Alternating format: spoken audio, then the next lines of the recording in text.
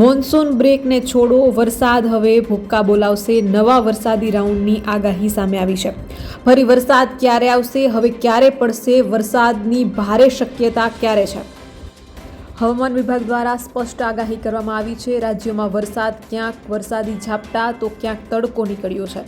છેલ્લા કેટલાક દિવસથી વરસાદ ખેંચાતા લોકો અને ખેડૂતો રાહ જોઈ રહ્યા છે કે હવે સારો વરસાદ ક્યારે પડશે. આવામાં વિવિધ વેધર મોડલ્સના આધારે આપણે જોઈશું કે હવે ક્યારે પડશે ભારે વરસાદ. સંપૂર્ણ માહિતી આજના ખાસ વિડીયોમાં મેળવવાની છે, તો વિડીયોને જરૂરથી એન્ડ સુધી નિહાળશો. નમસ્કાર, તમારા બધાનું સ્વાગત છે ધ કાજલ સુવા યુટ્યુબ ચેનલ ઉપર. જીએફએસ વેધર મોડલ પ્રમાણે જોઈએ તો 13 તારીખથી સ્થિતિ બદલાવાની છે. પશ્ચિમ બંગાળમાં એક સિસ્ટમ એક્ટિવ થઈ રહી છે. આ સિસ્ટમ ધીમે ધીમે ગુજરાત તરફ જશે. આ સિસ્ટમ 16 થી 17 તારીખ થતાં રાજ્યમાં ભારે વરસાદ લઈ આવશે. દક્ષિણ ગુજરાતમાં વધુ વરસાદ રહી શકે છે. સાથે સાથે મધ્ય ગુજરાતમાં પણ અતિ ભારે વરસાદ સંભવ છે. સૌરાષ્ટ્રના વિસ્તારોમાં પણ તરબોળ થઈ શકે છે. રાજ્યના મોટા ભાગના વિસ્તારોમાં વરસાદ જોવા મળી શકે છે. ECMWF વેધર મોડલનું પણ આવું જ કંઈક અનુમાન છે, જ્યાં જીએફએસ વધારે પ્રમાણે 13 થી 14 તારીખની સંભાવના છે. જ્યારે ECMWF વેધર મોડલ પ્રમાણે 15 તારીખથી અનુમાન જોવા મળી રહ્યું છે, જ્યાં રાજ્યના મોટા ભાગના વિસ્તારોમાં વરસાદ પડી શકે છે. દક્ષિણ ગુજરાતમાં વધુ વરસાદ રહી શકે છે. કેટલાક વિસ્તારોમાં અતિ ભારે વરસાદ સંભવ છે. સમગ્ર ગુજરાતમાં સિસ્ટમની અસર થઈ શકે છે. આ સિસ્ટમના લીધે વલસાડ, નવસારી, ડાંગ, તાપી, સુરત, ભરૂચ, નર્મદા, વડોદરા, છોટાઉદેપુર, વડોદરા, આણંદ, ભાવનગર અને બોટાદમાં ભારે વરસાદ જોવા મળી શકે છે. તે ઉપરાંત અમરેલી, ગીર સોમનાથ, વેરાવળ, રાજકોટ, જૂનાગઢ, પોરબંદર, દ્વારકા, જામનગર અને મોરબીમાં ભારે વરસાદની સંભાવનાઓ છે.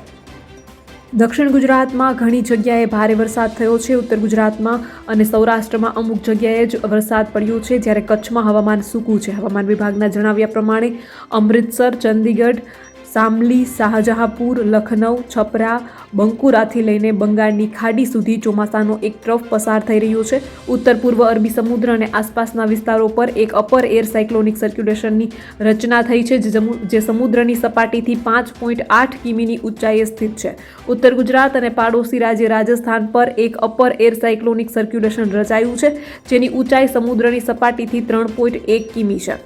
વધારે વાત કરવામાં આવે તો 4 ઓગસ્ટે ગુજરાતમાં કેટલીક જગ્યાએ હળવાથી મધ્યમ વરસાદ પડવાની શક્યતા છે, જેમાં બનાસકાંઠા, પાટણ, મહેસાણા, સાબરકાંઠા, ગાંધીનગર, અરવલ્લી, ખેડા, અમદાવાદ, આણંદ, પંચમહાલ, દાહોદ અને મહીસાગરનો સમાવેશ થાય છે. આ ઉપરાંત વડોદરા, છોટાઉદેપુર, નર્મદા, ભરૂચ, સુરત, ડાંગ, તાપી, નવસારી, વલસાડ, દમણ અને દાદરાનગર હવેલી, સુરેન્દ્રનગર, રાજકોટ, જામનગર, પોરબંદર, જૂનાગઢ, અમરેલી, ભાવનગર, મોરબી, દ્વારકા, ગીર સોમનાથ, બોટાદ અને દીવમાં છૂટાછવાયા સ્થળોએ વરસાદ થવાની શક્યતા છે.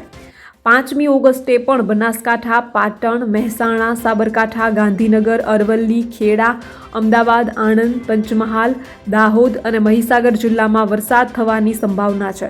આ ઉપરાંત વડોદરા, છોટાઉદેપુર, નર્મદા, ભરૂચ, સુરત, ડાંગ, તાપી, નવસારી, વલસાડ, દમણ અને દાદરાનગર હવેલી, સુરેન્દ્રનગર, રાજકોટ, જામનગર, પોરબંદર, જૂનાગઢ, અમરેલી, ભાવનગર, મોરબી, દ્વારકા, ગીર સોમનાથ, બોટાદ અને દીવમાં વરસાદ પડવાની શક્યતા છે.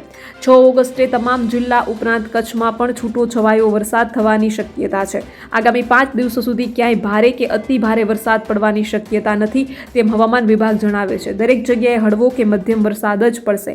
ગુજરાતમાં આગામી એક સપ્તાહમાં વરસાદનું ખાસ જોર જોવા નહીં મળે. તેવી જ રીતે કચ્છમાં પણ એક સપ્તાહ સુધી વરસાદ નબળો રહેશે અથવા વાતાવરણ સૂકું રહેશે.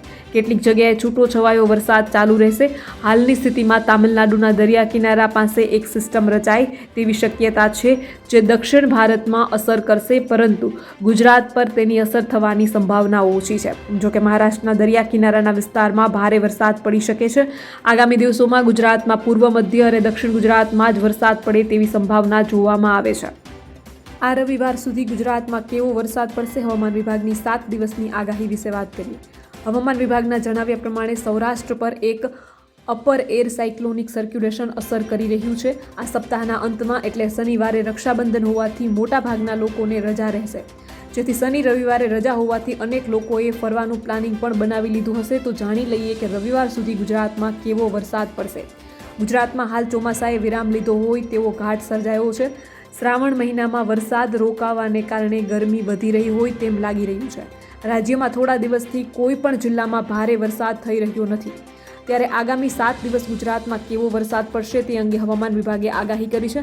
આ સાથે હવામાન વિભાગે જણાવ્યું છે કે સૌરાષ્ટ્ર પર અપર એર સર્ક્યુલેશનની અસર છે અને આ સપ્તાહના અંતમાં એટલે કે શનિવારે રક્ષાબંધન હોવાથી મોટાભાગના લોકોને રજા રહેશે. જેથી શનિ રવિવારે રજા હોવાથી અનેક લોકોએ ફરવાનું પ્લાનિંગ કર્યું છે અને ગુજરાતમાં હવે વરસાદ કેવો રહેશે તે જાણવું પણ અતિ મહત્વનું છે. હવામાન વિભાગના જણાવ્યા પ્રમાણે આજે 4 થી 10 ઓગસ્ટ સુધીમાં ક્યાંય પણ ભારે વરસાદની આગાહી કરવામાં નથી આવી. આજથી 7 દિવસ સુધી ગુજરાતમાં ગાજવીજ સાથે હળવાથી મધ્યમ વરસાદની આગાહી છે. માછીમારોને પણ કોઈ વોર્નિંગ આપવામાં આવી નથી. હવામાન વિભાગે જણાવ્યું છે કે સરેરાશ દરિયાઈ સપાટી પરનું ચોમાસું ટ્રફ હવે અમૃતસર, દહેરાદૂન, શાહજહાંપુર, વાલ્મીકીનગર, છાપરા, જલપાઈગુડી અને ત્યાંથી ઉત્તર પૂર્વ તરફ અરુણાચલ પ્રદેશ તરફ પસાર થયું છે. ગઈકાલનું ઉત્તર પૂર્વ અરબી સમુદ્ર અને પડોશમાંનું અપર એર સાયક્લોનિક સર્ક્યુલેશન હવે સૌરાષ્ટ્ર ઉપર સરેરાશ સમુદ્ર સપાટીથી 4.5 કિમી ઉપર છે. ગઈકાલનું ઉત્તર ગુજરાત અને નજીકના દક્ષિણ Rajasthan upper air cyclonic circulation પરિભ્રમણ હવે દક્ષિણ રાજસ્થાનમાં મધ્ય ભાગો ઉપર સરેરાશ સમુદ્ર સપાટીથી 3.1 કિમી ઉપર છે. હવામાન વિભાગના જણાવ્યા પ્રમાણે આગામી 24 કલાક દરમિયાન અમદાવાદ અને ગાંધીનગર સહિત ગુજરાતમાં હળવોથી મધ્યમ વરસાદ રહેશે. 9મી અને 10મી તારીખે ગુજરાતમાં કચ્છમાં છૂટાછવાયા સ્થળોએ ગાજવીજ સાથે હળવાથી મધ્યમ વરસાદની આગાહી છે. આ ઉપરાંતના જિલ્લાઓમાં અમુક સ્થળોએ ગાજવીજ સાથે હળવાથી મધ્યમ વરસાદ પડવાની આગાહી છે. નોંધનીય છે કે ઉત્તર પ્રદેશ સહિત સમગ્ર ભારતમાં ભારે વરસાદ પડી રહ્યો છે, જેના કારણે યુપીની નદીઓ બે કાંઠે વહી રહી છે. પ્રયાગરાજમાં ગંગા યમુના નદીએ વિકરાળ સ્વરૂપ ધારણ કર્યું છે. સતત વધી રહેલા પાણીનું સ્તર કચ્છરી ક્ષેત્રના વિસ્તારોમાં ઊંડે સુધી ઘૂસી ગયું છે. રાત્રે અચાનક જ્યારે લોકો જાગ્યા ત્યારે તેમના ઘરોમાં પૂરનું પાણી ખૂબ જ વધી ગયું હતું. પ્રયાગરાજનો સૌથી તરાઈ વિસ્તાર છોટા બગડા સૌથી વધુ અસરગ્રસ્ત વિસ્તારમાં સામેલ છે. લોકોને સતત બચાવી લેવામાં આવી રહ્યા છે, પરંતુ પૂરથી પ્રભાવિત લોકોની સંખ્યા એટલી વધારે છે કે તેમને સમયસર રાહત મળી રહી નથી. તો બસ આજના વિડીયોમાં એટલું જ. જલ્દી જ મળીશું એક નવા વિડીયોની સાથે. ત્યાં સુધી જોતા રહો ધ કાજલ સુવા યુટ્યુબ ચેનલ. નમસ્કાર.